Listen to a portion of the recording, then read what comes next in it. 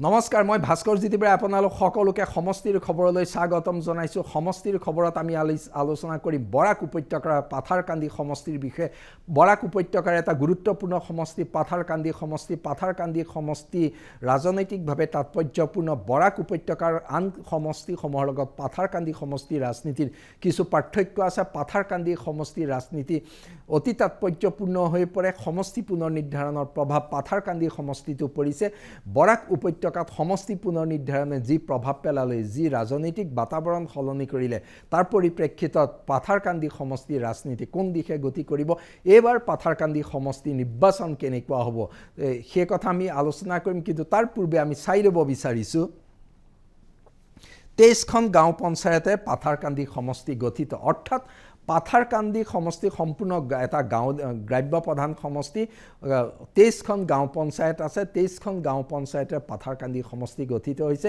যদিও পাথাৰকান্দি অঞ্চলটো নগৰ হিচাপে ঘোষণা কৰিছে এতিয়ালৈকে তাত নগৰৰ কাম-কাজ আৰম্ভ হোৱা নাই সেই কাৰণে পাথাৰকান্দি সমষ্টি সম্পূৰ্ণ এটা গাঁও গ্ৰামীণ সমষ্টি বুলি ক'ব পৰা যায়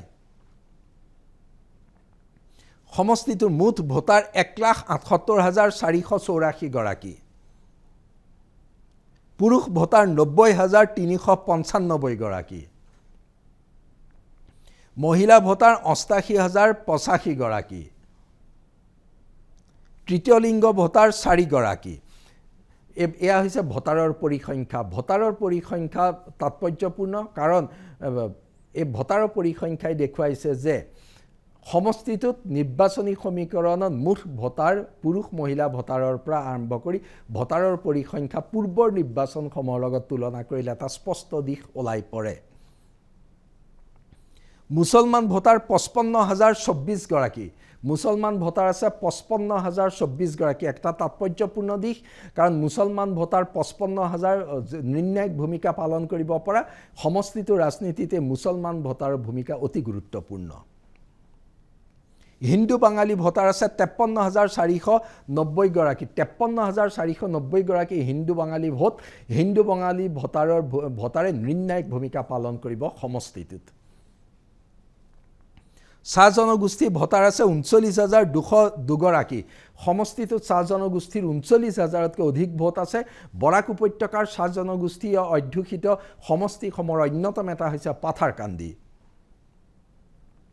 মণিপুৰী ভোটাৰ আছে 22,138 গৰাকী মণিপুৰী ভোটাৰৰ হিচাপো অতি গুৰুত্বপূৰ্ণ সমষ্টিটোত এইকেইটা জনগোষ্ঠীয়ে নিৰ্ণায়ক ভূমিকা ল'ব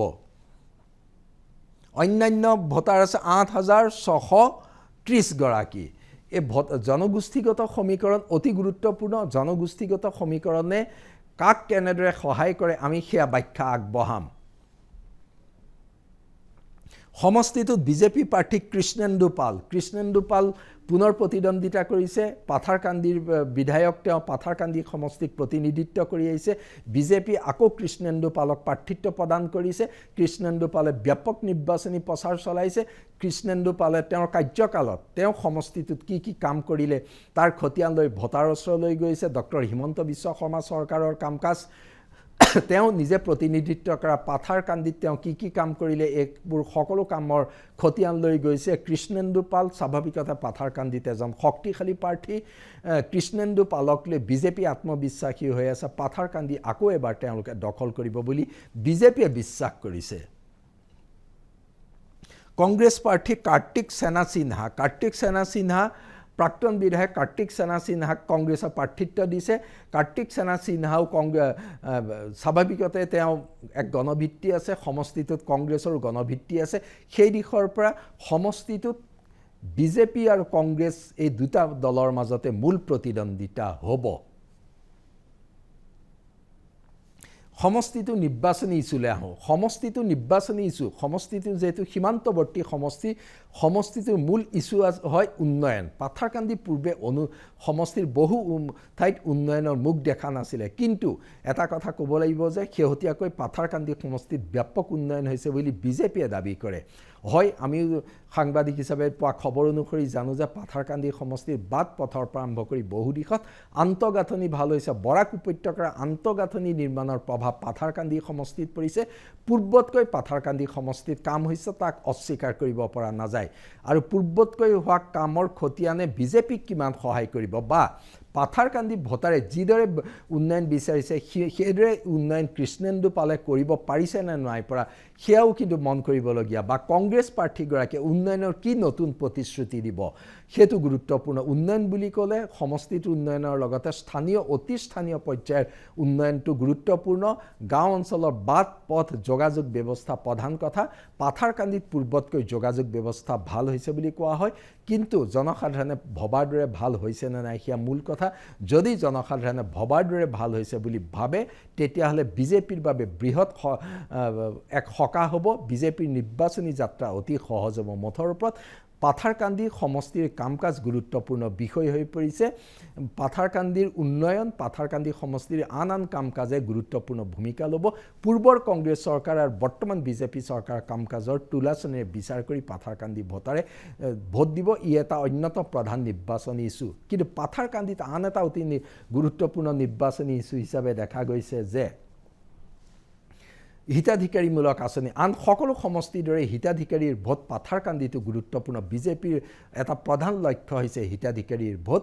বিজেপিয়ে হিতাধিকাৰীৰ ভোট কিমান লাভ কৰে তাৰ হিচাপ কৰিছে, কিন্তু কংগ্ৰেছে যিদৰে নতুন প্ৰতিশ্ৰুতি দিছে, কংগ্ৰেছে আশা কৰিছে যে গৰিষ্ঠ সংখ্যক হিতাধিকাৰী ভোট বিজেপিলৈ গ'লেও তেওঁলোকে বৃহৎ সংখ্যক হিতাধিকাৰী ভোট পাব। অৰ্থাৎ হিতাধিকাৰীৰ সমীকৰণত পাথাৰকান্দিত কোনো শাসক বিৰোধী কোনো দুয়োটা শিবিৰে গুৰুত্ব দিছে। হিতাধিকাৰীৰ ভোট কোনে কিমান পায় তাৰ ওপৰতে নিৰ্ভৰ কৰিব। অৰ্থাৎ বিজেপিয়ে দি থকা হিতাধিকাৰীৰ হিচাপ আৰু কংগ্ৰেছে দিয়া নতুন প্ৰতিশ্ৰুতিৰ হিতাধিকাৰীৰ নতুন প্ৰতিশ্ৰুতিৰ ওপৰত কংগ্ৰেছলৈ আহিব বুলি ভবা ভোটৰ অংক, এই দিশটো গুৰুত্বপূৰ্ণ। তাৰ লগতে দেখা গৈছে যে সীমান্তৱৰ্তী অঞ্চলৰ নিৰাপত্তা এই প্ৰসংগবোৰ এই ক্ষেত্ৰত বৰ্তমানৰ চৰকাৰেও কিছু কাম কৰিবলগীয়া আছে বুলি স্বাভাৱিকতে কোৱা হয়। সেই দিশৰ পৰাও কিন্তু এই ইছ্যুটো গুৰুত্বপূৰ্ণ হৈ থাকে। অৰ্থাৎ সামগ্ৰিক উন্নয়ন, সমষ্টি উন্নয়ন, হিতাধিকাৰী, তাৰ লগতে বৰাক উপত্যকাৰ আন আন জাতীয় ইছ্যুবোৰ, বাঙালী জাতীয় ইছ্যুবোৰ গুৰুত্বপূৰ্ণ। বৰাক উপত্যকাৰ সমগ্ৰ উপত্যকাৰ ইছ্যুবোৰ পাথাৰকান্দিটো গুৰুত্বপূৰ্ণ, কাৰণ পাথাৰকান্দি সমষ্টিৰ ভোটাৰে সামগ্ৰিকভাৱে বৰাক উপত্যকাৰ ইছ্যুসমূহক সমানেই গুৰুত্ব দিয়ে। নিৰ্বাচনী সমীকৰণ মন কৰিবলগীয়া।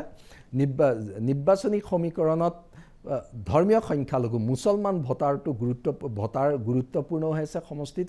মুছলমান ভোটাৰ স্বাভাৱিকতে বিজেপিয়ে যোৱা নিৰ্বাচনকেইটাত ভোট লাভ কৰা নাই, কিন্তু এইবাৰ পূৰ্বতকৈ মুছলমান ভোট বিজেপিয়ে অলপ বেছি পোৱাৰ সম্ভাৱনা আছে। কিয় আছে?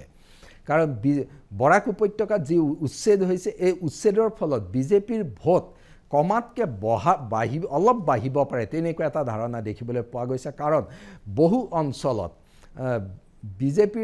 বিজেপিক ভোট দিয়াৰ প্ৰৱণতা দেখিবলৈ পোৱা গৈছে ধৰ্মীয় সংখ্যালঘুৰ। ই বৃহৎ পৰিমাণে নহয়, কিন্তু যোৱা নিৰ্বাচনতকৈ ধৰ্মীয় সংখ্যালঘুৰ মাজত হিতাধিকাৰীমূলক আঁচনি আৰু সেই অঞ্চলবোৰত যিহেতু উন্নয়নমূলক কাম কাজ হৈছে, সেই দিশৰ পৰা তেওঁলোকে পূৰ্বতকৈ কিছু অধিক সংখ্যক ধৰ্মীয় সংখ্যালঘুৱে এইবাৰ পাথাৰকান্দিত বিজেপিক ভোট দিব বুলি ধাৰণা হৈছে। বিজেপিৰে যদি পাথাৰকান্দি সমষ্টিৰ কিছু সংখ্যক ধৰ্মীয় সংখ্যালঘুৰ ভোট আহে, নিশ্চিতকৈ সেয়া কংগ্ৰেছৰে ক্ষতি হ'ব। তাৰ পাছত হিন্দু বাঙালীৰ ভোটাৰৰ মাজত বিজেপি অতি শক্তিশালী অৱস্থানত আছে, বৃহৎ সংখ্যক ভোট তেওঁলোকে লাভ কৰিব। কিন্তু কংগ্ৰেছেও হিন্দু বাঙালীৰ মাজত গণভিত্তি গঢ়ি তোলাৰ চেষ্টা কৰিছে। অৱশ্যে এইখিনিতে আমি উল্লেখ কৰোঁ, ধৰ্মীয় সংখ্যালঘুৰ মাজত কংগ্ৰেছ অধিক শক্তিশালী, ধৰ্মীয় সংখ্যালঘুৰ বৃহৎ সংখ্যক ভোট কংগ্ৰেছে লাভ কৰিব। হিন্দু বাঙালীৰ ভোট বৃহৎ সংখ্যক ভোট বিজেপিয়ে পোৱাৰ সম্ভাৱনাৰ বিপৰীতে কংগ্ৰেছেও লাভ কৰিব। কংগ্ৰেছেও হিন্দু বাঙালী ভোটাৰৰ মাজত ব্যাপক প্ৰচাৰ অভিযান চলাইছে সমষ্টিটোত। চাহ জনগোষ্ঠী ভোটাৰৰ মাজত দেখা গৈছে যে ব্ৰহ্মপুত্ৰ উপত্যকাতকৈ বৰাক উপত্যকাৰ পাথাৰকান্দি সমষ্টিত চাহ জনগোষ্ঠী ভোটাৰৰ মাজত বিজেপি অধিক শক্তিশালী ৰূপত দেখিবলৈ পোৱা গৈছে।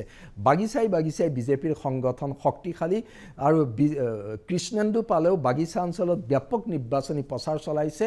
সেই দিশৰ পৰা সকলো দিশৰ পৰা দেখিবলৈ পোৱা গৈছে যে চাহ জনগোষ্ঠী ভোটাৰৰ গৰিষ্ঠ সংখ্যকে কিন্তু বিজেপিমুখী হোৱা দেখিবলৈ পোৱা গৈছে। অৱশ্যে চাহ জনগোষ্ঠীৰ মাজত কংগ্ৰেছেও চেষ্টা কৰি আছে, কিন্তু চাহ জনগোষ্ঠী ভোটাৰৰ মাজত কংগ্ৰেছে বিজেপিক প্ৰত্যাহ্বান জনাব পৰা পৰিস্থিতি আজিৰ দিনটোলৈকে আহি পৰা নাই। কিন্তু মণিপুৰী ভোটাৰৰ মাজত এটা দিশ মন কৰিবলগীয়া, যিহেতু কাৰ্তিক সেনা সিনহা মণিপুৰী ব্যক্তি আৰু মণিপুৰী ভোটৰ ক্ষেত্ৰত কংগ্ৰেছে এক সুবিধাজনক অৱস্থানত থাকিব পাৰে বুলি কংগ্ৰেছে ধাৰণা কৰিছে। অৱশ্যে মণিপুৰী ভোটৰ স্বাভাৱিকতে বিভাজন হ'ব, কাৰণ সম্পূৰ্ণ জনগোষ্ঠীগত দিশ হিচাপে কেতিয়াও ভোট নহয়। গণতান্ত্ৰিকভাৱে নিজৰ নিজৰ পচন্দৰ প্ৰাৰ্থী বাছনি কৰিব। এই জনগোষ্ঠীগত সমীকৰণ পাথাৰকান্দি সমষ্টিত অতি তাৎপৰ্যপূৰ্ণ হৈ পৰিছে। জনগোষ্ঠীগত সমীকৰণত বিজেপিয়ে কেনেদৰে আগবঢ়াই নিয়ে, কংগ্ৰেছে কেনেদৰে আগবঢ়াই নিয়ে, সেয়া মূল দিশ হৈ পৰিছে। অৰ্থাৎ জনগোষ্ঠীগত দিশৰ পৰা সমীকৰণ কাৰ কিমান শক্তিশালী হয় তাৰ ওপৰত নিৰ্ভৰ কৰিব নিৰ্বাচনী প্ৰতিদ্বন্দ্বিতা।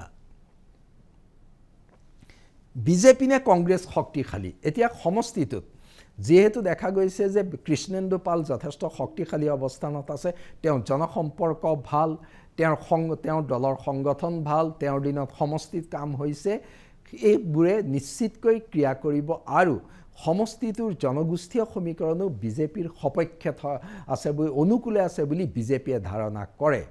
আৰু কৃষ্ণেন্দু পাল যিহেতু সক্ৰিয় হৈ থাকে, তাৰ বিপৰীতে কংগ্ৰেছ প্ৰাৰ্থীগৰাকী কেনেকুৱা? স্বাভাৱিকতে কংগ্ৰেছৰ পাথাৰকান্দিত পূৰ্বতে গণভিত্তিক শক্তিশালী আছিলে, কংগ্ৰেছক ওলাই কৰিব পৰা বিধৰ নহয়।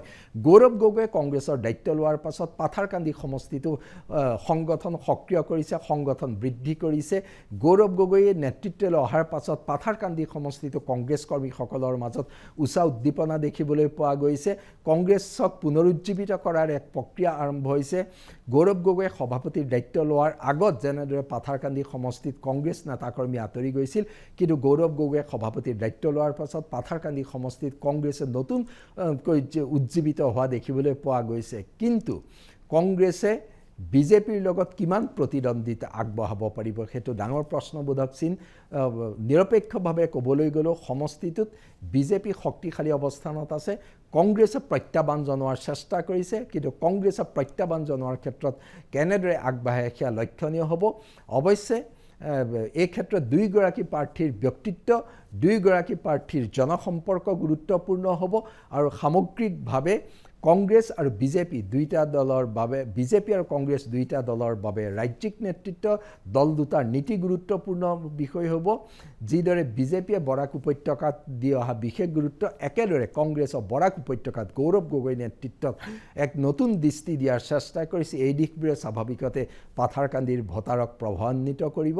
পাথাৰকান্দি সমষ্টিৰ নিৰ্বাচনী প্ৰেক্ষাপট এনেকুৱা, বিজেপি আৰু কংগ্ৰেছৰ মাজত প্ৰতিদ্বন্দ্বিতা হ'ব। পাথাৰকান্দি সমষ্টিবাসীয়ে কি সিদ্ধান্ত লয় সেয়া ফলাফলৰ দিনটোলৈ অপেক্ষা কৰিব লাগিব। কিন্তু পাথাৰকান্দিৰ নিৰ্বাচনী প্ৰেক্ষাপট আমি কোৱাৰ দৰেই নিৰ্বাচনৰ দিন ওচৰ চাপি আহিলেও ইয়াৰ কিন্তু ব্যাপক পৰিৱৰ্তন হোৱাৰ কোনো সম্ভাৱনা আজিৰ দিনটোত আমি দেখা নাই।